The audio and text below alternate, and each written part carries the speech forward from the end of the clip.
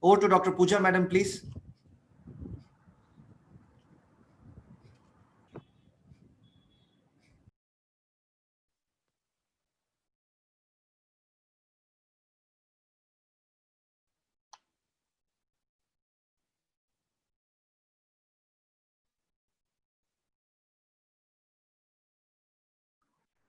I think you're muted, Dr. Pooja. Madam, you are muted. You need to unmute yourself, please. Yeah. A very good evening to everyone.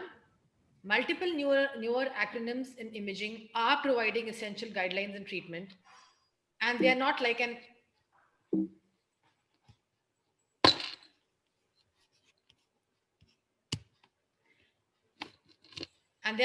extra burden that this lady is carrying on her head, and it'll just take me 5 minutes to prove my point. High resolution spectral domain OCT guided technology has revolutionized the way we treat patients with retinal pathology. Several new SD-OCT biomarkers can accurately predict the onset of diseases, monitor disease progression, and response to treatment. The newest biomarker amongst these is SHREM, the subretinal hyperreflective material. This is seen as a material located external to the retina and internal to RPE. The range of SHREM in macular diseases includes type 2 macular neovascularization, fibrosis, exudation, vitelliform material, and hemorrhage. The OCTA-flow characteristics and artifacts help distinguish SHREM subtypes, and I have enough publication pictures below my slides to prove my point. The intrinsic flow in SHREM is strongest in type 2 CNVM, limited in subretinal fibrosis, and not detected in exudation and hemorrhage. Presence of SHREM can predict more scarring and fibrosis, and hence poorer prognosis. Poor visual outcome can be seen in central SHREM, well-defined SHREM borders, intraretinal fluid, and a thicker SHREM. So this is a patient of mine on follow-up for an occult CNVM, having received multiple anti-VEGF injections.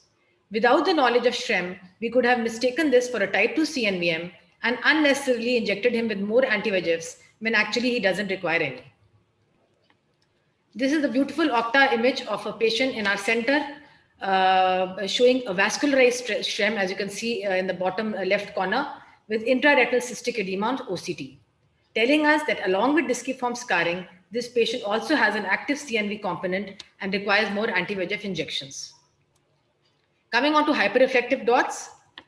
The hyperreflective dots are an imaging biomarker of retinal inflammation in eyes with DME, but in AMD, they signify degenerated RP cells and hence predict atrophy. They have the following characteristics: small size, that is less than 30 microns, reflectivity similar to the nerve fiber layer, and they're located in both the inner but mostly in the outer retina with no backshadowing. They are thought to be an accumulation of activated microglial cells in the subretinal space, and they correlate with lipoprotein extravasation after breakdown of the inner blood retinal barrier. So this is another patient in our center, a severely diabetic patient with massive intra and subretinal edema. You can see these fibrin cysts on OCT and the hyperreflective dots. And by now, with the new knowledge in our brain, we can know that all this indicates to an inflammatory pathology, and this patient will do better with intravitreal steroids than with anti-VEGFs. Coming on to DRIL, a very important biomarker. It stands for disorganization of the retinal inner layers and is the horizontal extent in microns for which the boundaries between ganglion cell, inner plexiform, and outer nuclear plexiform layers cannot be identified. So DRIL basically represents loss of bipolar cells, and the bipolar axons snap when their elasticity is exceeded due to edema. The importance of this is that DRIL signifies vascular damage and ischemic insult to the macula, even without having done an FFA, especially in cases where it is contraindicated. So if a diabetic patient on renal dialysis walks into my clinic and I see DRIL on OCT, I can tell him that, look, you have a vascular damage and an ischemic macula, and the visual prognosis may become poor. The importance is that more central is the DRIL versus the outcome. With an appropriate early treatment, DRIL can be reversed. And as I've mentioned, it can be seen in DME and also in RVO and in uveitic cystoid macular edema. These are tongue twister terminologies, but very simple to understand. This is basically incomplete or a complete atrophy of the retinal pigment epithelium and the outer retina. There is a region of signal hypertransmission into the choroid, corresponding zone of attenuation or disruption of the RP, basically signifying that there is an overlying photoreceptor damage and a poor prognosis can be given to such a patient. This is the very, very important biomarker, outer retinal tubulations, as has been discussed earlier in this seminar. These are ovoid areas of hyporeflectivity surrounded by hyperreflective bands.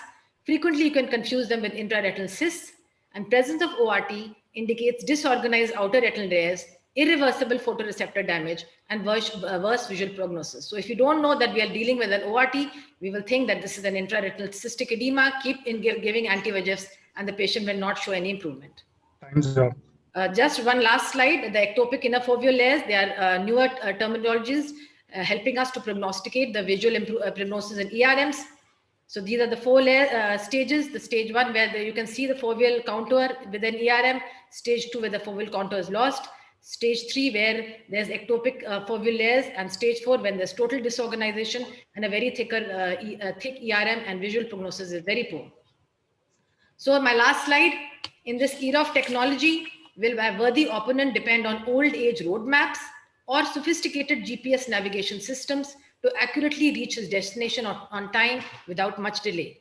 Let him, Dr. Anand Rajendran, and our esteemed audience decide.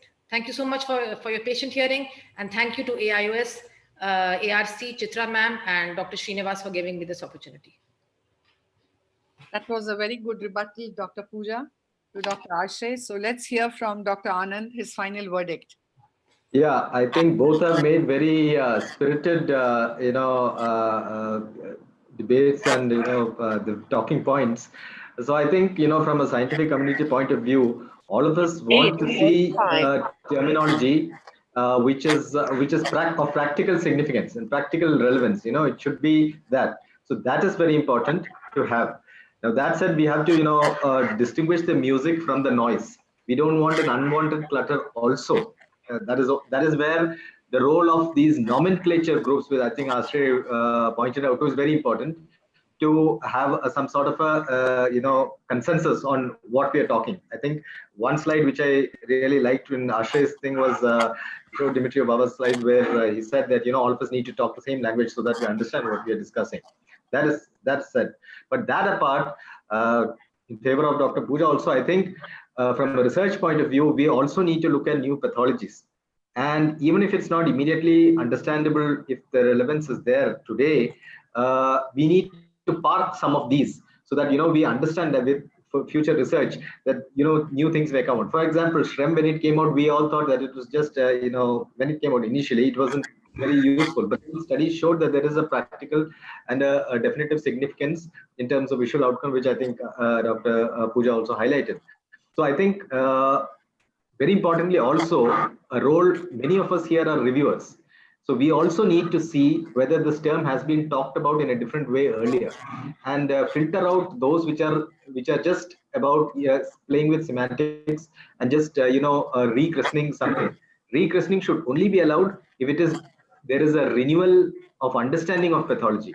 If those things are addressed, then terminology is welcome.